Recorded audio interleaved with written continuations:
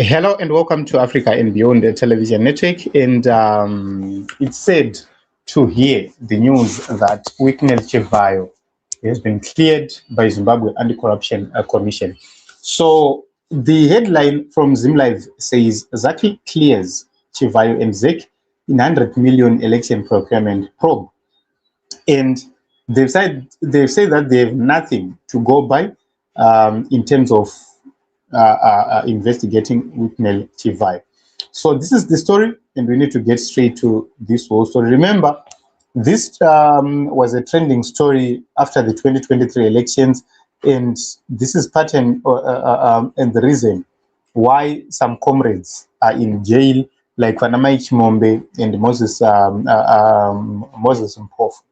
So Zimbabwe Anti-Corruption Watchdog has closed its inquiry into alleged fraud in the procurement of election materials for the 2023 polls. And that is what the Zimbabwe, the watchdog officials said, or the leadership of the watchdog said. And this is so strange. So what they say that there is no evidence found linking businessmen Witness Chivayo or the Zimbabwe Electoral Commission, Zacc, to wrongdoing in the award of contracts worth of 100 million to South African company Rainform CC, which were issued without an open tender. And they say that it's not satisfactory. Okay. They said it is an unsatisfactory conclusion for transparency. Advocates who had flagged the election procurement, but in as much as ZANU-PF people are concerned, it continues to be an issue of those who believe that there was no transparency, those who doesn't understand or even buy the story. But to them, it's nothing. There is nothing to investigate further. So what happened is Moses Mpofu and Mike Chimombe, they alleged improper dealings which involved the senior Zimbabwe Election Commission and government officials.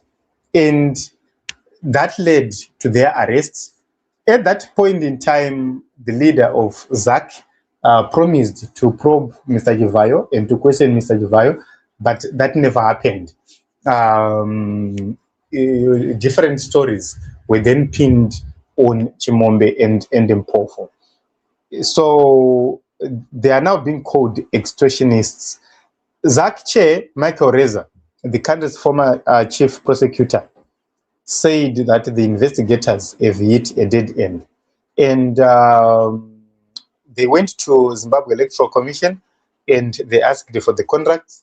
And that is from those contracts, that is where they say, or they believe, that Chivayo is innocent, there is no wrongdoing.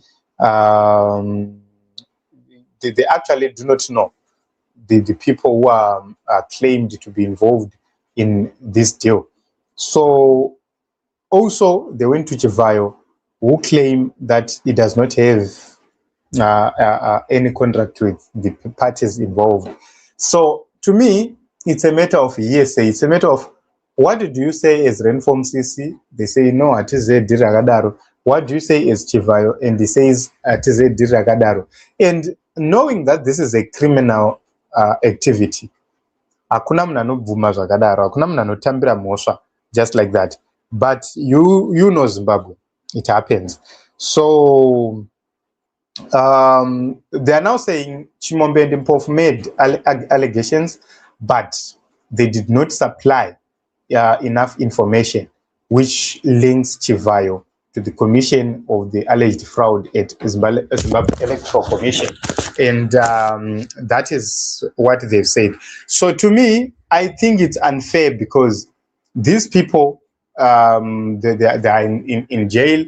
They were jailed since then.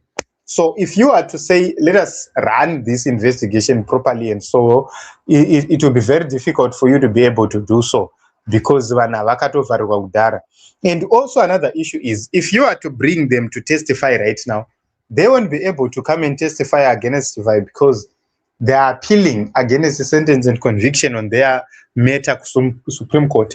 So for them to find favor, to gain favor in this controlled economy and judiciary, they will have to play along. They will have to exonerate one of them so that they get cleared on their cases, and probably they get shorter sentences, or the conviction is set aside entirely.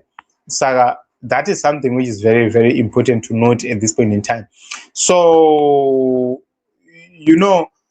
this is Zimbabwe for you. When you are looking at whatever which happens, you always ask questions. When Chivhayo is a businessman, how many people does he employ? Compare him with Econet, compare him with my brands Sana Simbisa, compare him with other business people.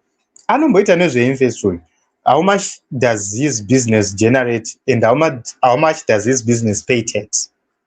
Those questions need to be asked, and if you don't have a clear answer on that, then it continues to be a problem.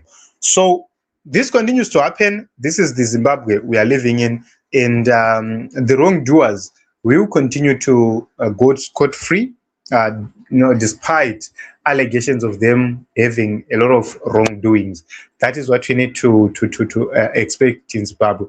So if we go back to history, at a certain point in time, Vananik Mangwana, they ran narratives about Chivayo